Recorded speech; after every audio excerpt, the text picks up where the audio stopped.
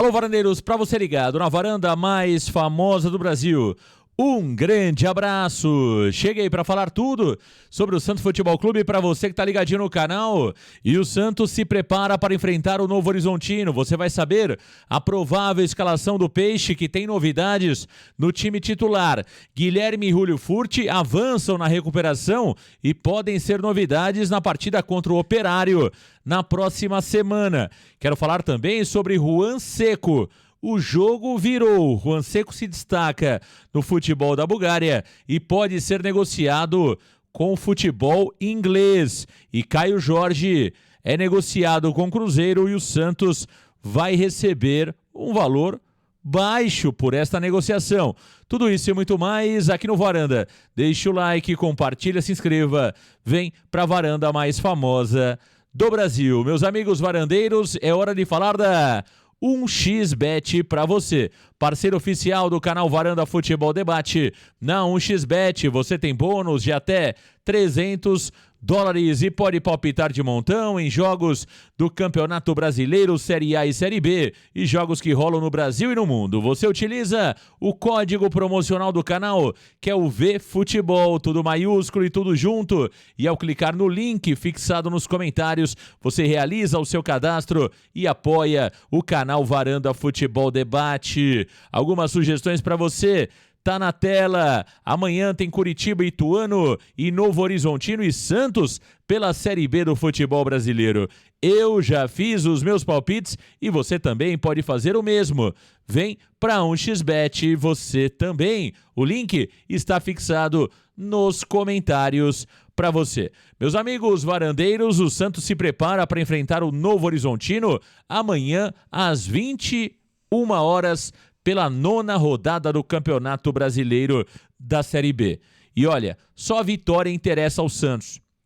O Santos que passa por um momento de turbulência. Talvez é o momento mais complicado da era Carille 2024 no Santos Futebol Clube. Porque se o Santos perder a partida ou empatar, o Santos corre o risco de perder uma vaga no G4 nesta rodada, hein? O Santos, que é atual terceiro colocado no Campeonato Brasileiro, se perder, ele pode ser ultrapassado pelo América Mineiro, pelo Mirassol nesta rodada e também o Sport e o Operário podem acabar chegando aos mesmos 15 pontos do Santos Futebol Clube. Sem contar que o Novo Horizontino, que tem 11, se vencer o Santos, vai colar no Santos Futebol Clube, chegando a 14 pontos. Então, é um jogo importantíssimo para o Peixe, que se vencer, claro que pode até fechar a rodada como líder da competição, mas se perder, a crise pode realmente aumentar, né? A crise que está ainda pequenininha, é somente uma turbulência, mas amanhã o Santos precisa deixar tudo em campo. E para isso, o treinador Fábio Carille vai contar com o retorno de João Schmidt, que treinou normalmente nos últimos dias. João Schmidt será o titular, Tomás Rincon volta para o banco de reservas e o Santos que tem o retorno do Pedrinho entre os relacionados. Pedrinho deve começar no banco de reservas. E uma outra novidade é também na lateral direita. 2 jogadores brigam pela vaga de JP Sherman, que está servindo a seleção brasileira sub-20. Aderlan ou Rodrigo Ferreira? Aderlan, jogador mais experiente, 33 anos, que foi contratado no começo da temporada para ser titular da lateral direita do Santos. Porém, acabou perdendo a vaga após se contundir para JP Sherman. E agora briga com Rodrigo Ferreira por esta vaga. Na ausência de Sherman, Rodrigo Ferreira, que tem agradado muito o treinador Fábio Carille nos treinamentos. Com isso, o provável Santos tem Gabriel Brazão, a dúvida pela direita, Rodrigo Ferreira ou Aderlan. Na zaga, Gil e Joaquim e Escobar pelo lado esquerdo. No meio-campo, Schmidt voltando ao time, Pituca e Juliano. Na frente, Patati, Otero e William Bigode. Este é o Santos para a partida de amanhã, 21 horas, em Novo Horizonte, contra o Novo Horizontino. E olha, eu falei que o Pedrinho está voltando, o Pedrinho será relacionado e na próxima semana o Santos deve antecipar o retorno também de 2 jogadores. O atacante Guilherme e o centroavante Furti. De acordo com a Ana Canhedo do GE, esses 2 jogadores que só voltariam daqui 2 ou 3 rodadas já podem voltar contra o Operário na próxima semana. O Santos que vai jogar no Paraná, vai jogar fora de casa. Aliás, são 2 jogos fora de casa. E se considerarmos que a partida contra o Botafogo não foi na Vila Belmiro, portanto o Santos jogou 3 jogos, vai jogar, já jogou 1, vai jogar amanhã o segundo, e o terceiro seria contra o Operário. 3 jogos fora da Vila Belmiro, né? Então é uma sequência complicada, é uma sequência delicada para o Santos Futebol Clube e, claro, só a vitória interessa na partida de amanhã contra o Novo Horizontino. Meus amigos varandeiros, vamos falar sobre o mercado. Olha, o mercado começa a esquentar e o Santos procura 3 jogadores para a janela do meio do ano. Um zagueiro, porque Joaquim deve ser negociado com o futebol europeu. O Santos procura um zagueiro. O nome de Igor Rabelo ganhou força no dia de ontem na Vila Belmiro, mas é uma negociação complicada, porque o Igor Rabelo tem contrato com o Galo até dezembro de 2025 e é um jogador que possui mercado, tem sido pouquíssimo aproveitado pelo Atlético, somente 4 partidas disputadas no Campeonato Brasileiro. Igor Rabelo é um dos nomes, mas não é uma negociação fácil, e o Santos, claro, né, trabalha também com outros nomes para substituir o Joaquim, que dificilmente vai ficar no Santos, né? O Santos que teve proposta pelo Joaquim o ano passado do Krasnodar de 8 milhões de dólares. No começo do ano, o Botafogo especulou e sondou o Joaquim, mas não houve uma proposta concreta. A ideia do Textor era que o Joaquim fizesse uma temporada no Botafogo e depois fosse para o Lyon da França, né? Mas não chegou a acontecer uma proposta real para o Santos Futebol Clube neste caso, e o Joaquim agora sim deve acabar deixando o Santos Futebol Clube. Portanto, um zagueiro deverá ser contratado. Uma outra posição carente no Santos Futebol Clube, que também o Santos deve recorrer ao mercado, é a posição de ataque. O Santos deve ir atrás de um atacante de velocidade e muito provavelmente também de um centroavante. Portanto, o Santos deve contratar pelo menos 3 jogadores na janela do meio do ano, sem contar a posição de goleiro, né? O Santos que trabalha com a possibilidade agora de Hugo Souza. Depois de não conseguir avançar nas negociações com Marcelo Groi pelo alto valor salarial pedido pelo goleiro e também pelo tempo de contrato que, na opinião do Marcelo Teixeira, era um tempo de contrato longo demais. O Santos entende que o contrato ideal para o Groi, pela idade dele, era de no máximo 1 ano e meio. O Groi pediu 2 anos e meio, o que não agradou o presidente Marcelo Teixeira. Então, o Santos vai atrás no mercado de 3 a 4 jogadores. Certo, um goleiro vai ser contratado. Hugo Souza, neste momento, é o nome forte, jogador revelado pelo Flamengo, com passagem agora na última temporada pelo futebol português, foi rebaixado pelo Chaves. Na temporada 2024 tem média de 2 gols tomados por partida. Portanto, os números do Hugo Souza são muito ruins na temporada 2024. Neste momento, é o goleiro mais próximo de ser contratado pelo Santos Futebol Clube. Igor Rabelo, a situação é bastante delicada, é difícil.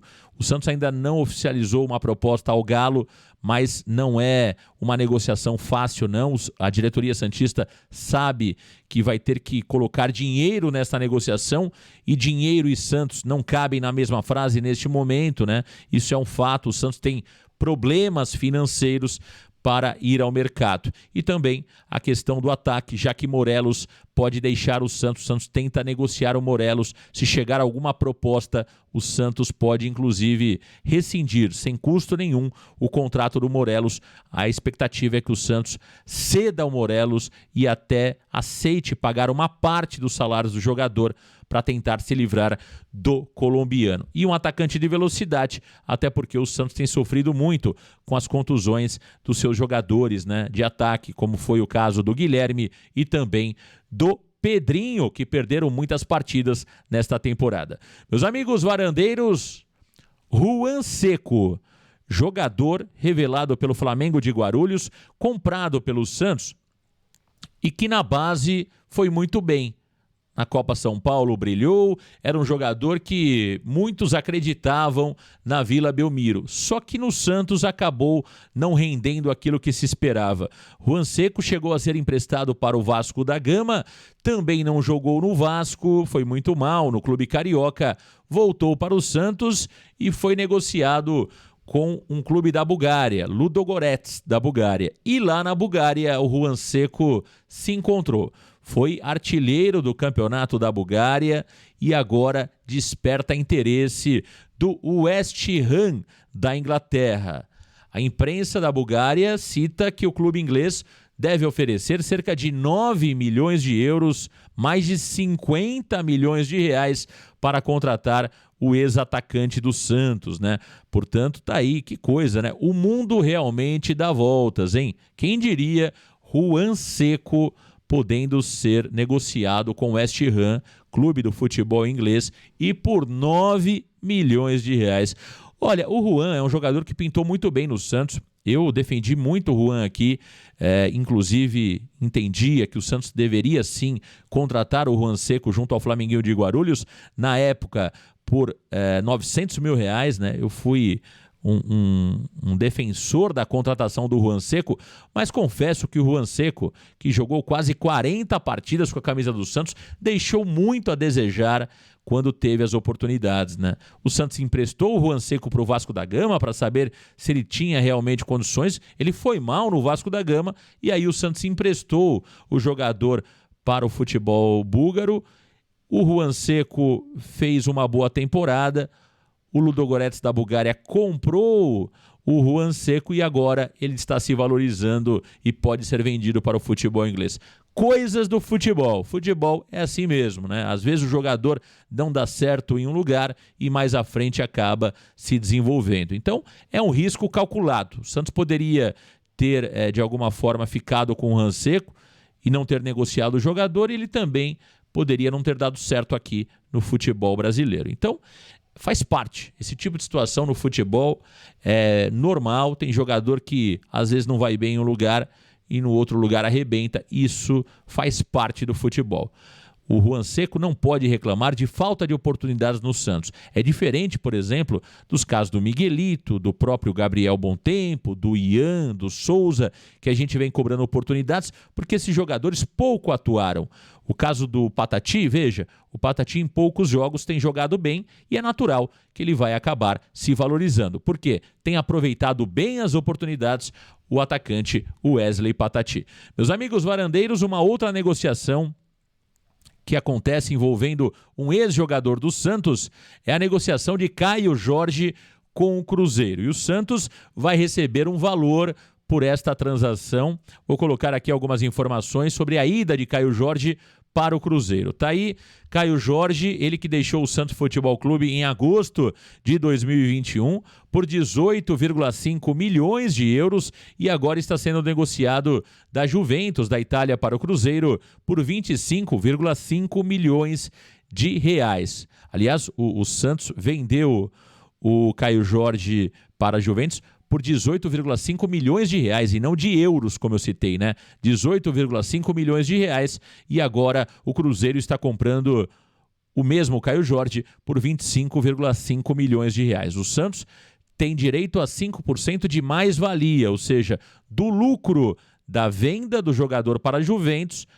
e agora da venda da Juventus para o Cruzeiro. Essa diferença é de 7 milhões de reais, portanto, 5% sobre 7 milhões de reais, o Santos vai receber 350 mil reais, o que é um valor bastante baixo, né? Portanto, e sem contar, né, que o Santos ainda tem direito ao mecanismo de solidariedade. Boa sorte ao Caio Jorge, eu confesso que nunca fui muito fã do Caio Jorge, até acho que é um jogador que tem potencial, foi super valorizado no Santos Futebol Clube, não é bagre, né? Tá longe de ser bagre o Caio Jorge.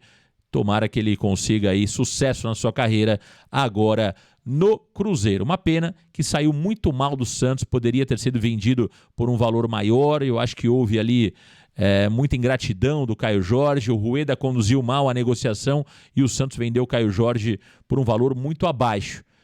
culpa do Rueda e também eu acho que faltou ali bom senso da família do Caio Jorge e do Caio Jorge, que poderiam ter deixado aos cofres santistas um valor muito maior do que aquele que foi realmente negociado. É isso, meus amigos varandeiros, um grande abraço, valeu galera, tchau!